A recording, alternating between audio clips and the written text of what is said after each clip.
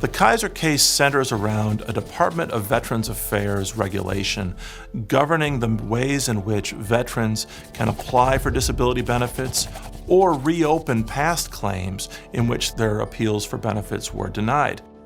In this case, the question is whether Mr. Kisor has new information that is relevant, that's the word in the regulation, relevant, to his previous claim that was denied.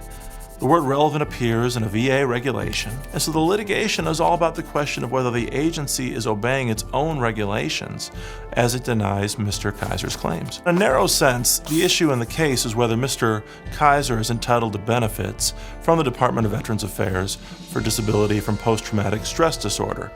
But in a larger and much more important sense for the rule of law, the question is whether the court should defer to an agency's interpretation of its own regulation, a long-standing doctrine called Seminole Rock deference or Auer deference.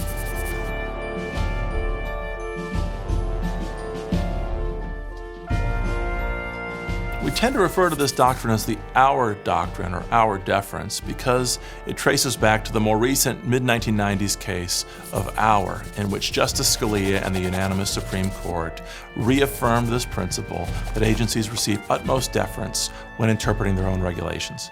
But the doctrine actually traces farther back to 1945 in a case called Bowles versus Seminole Rock, where the Supreme Court originally announced that the courts will defer to an agency's interpretation of its own regulation so long as the agency's interpretation isn't clearly erroneous or inconsistent with the regulation's text. Now, for a long time, Auer deference and Seminole Rock deference was fairly uncontroversial. But about a decade ago, Justice Antonin Scalia observed that Auer deference seems to be fundamentally at odds with our basic conception of separation of powers.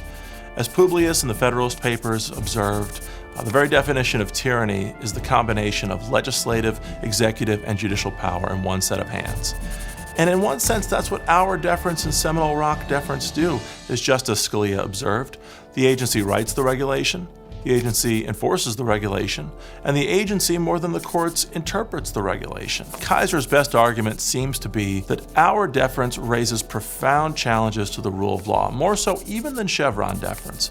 Because where at least Chevron deference involves Congress writing a law and the agency interpreting it, with Auer deference you have the agency itself writing the law, enforcing the law, and interpreting the law, which is at odds, it seems, with our basic values of separation of powers. Also, it raises concerns that the agency might get strategic about the ways in which it writes regulations broadly and then interprets them later with greater flexibility.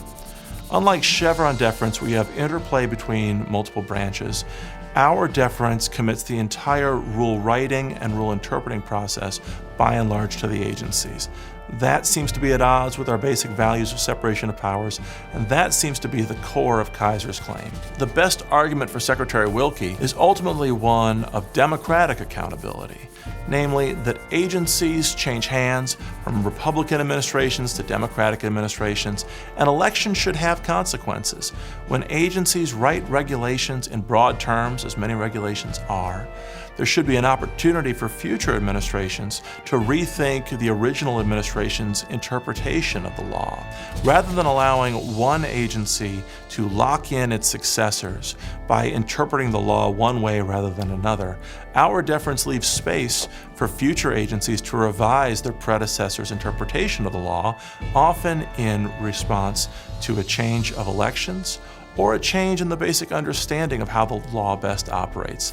At its best, Auer deference is a doctrine in favor of flexibility and democratic accountability. The issues in Kisor v. Wilkie go to the very heart of the modern administrative state. Basic questions about what is the role of courts in saying what the law is, and what is the role of agencies in promulgating rules and enforcing the statutes passed by Congress. To what extent should the courts decide for themselves what a regulation means, and to what extent should they defer to the agency's interpretation of its own regulation?